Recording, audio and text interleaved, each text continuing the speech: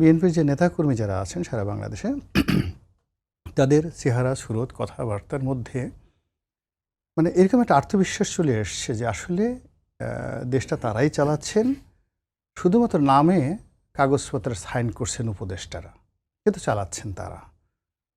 তো এই হলো পথে ঘাটে মাঠে টেকনাফ থেকে তেঁতুলিয়ার তৃণমূল পর্যায় থেকে শুরু করে একেবারে লন্ডন, আমেরিকা, দিল্লি পর্যন্ত এটাই খবর।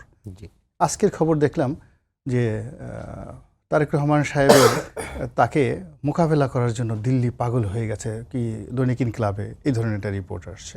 হোয়াট ডাস ইট মিন? এখানে কেন জামাতের কথা আসছে না? এখানে কেন রহিন হোসেন প্রিন্সের কথা আসছে না?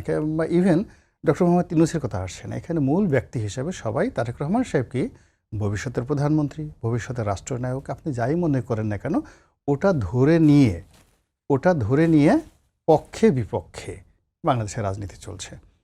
যারা এর পক্ষে আছেন তারা তারেক রহমান সাহেবকে নেতা বানানোর জন্য, রাষ্ট্রনায়ক বানানোর জন্য, প্রধানমন্ত্রী বানানোর জন্য, জীবনের একেবারে শহীদ হওয়ার জন্য জেহাদে কুল্লিয়া ঘোষণা করে ফেলেছেন।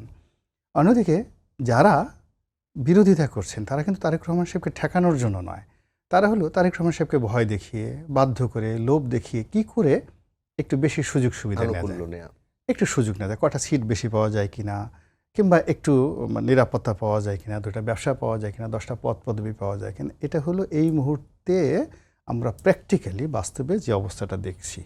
আর যদি আপনি থিওরিটিক্যালি ধরেন যে এখন রাজনীতি সরকার কেমন চলছে, আপনি এটাকে একটা কম্পিউটারের সঙ্গে তুলনা করতে পারেন।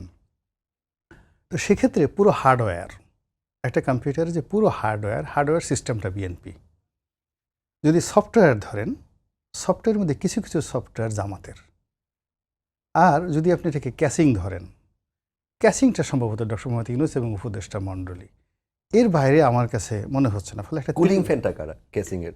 একটা কুলিং ফ্যান যারা আছে সেটা হলো, এটা আপনি নতুন একটা জিনিস বলছেন, যেহেতু হার্ডওয়্যার, তো আমি বিএনপি বলছি, এখানে কুলিং ফ্যানটাও হার্ডওয়্যারের মধ্যে পড়বে বিএনপি।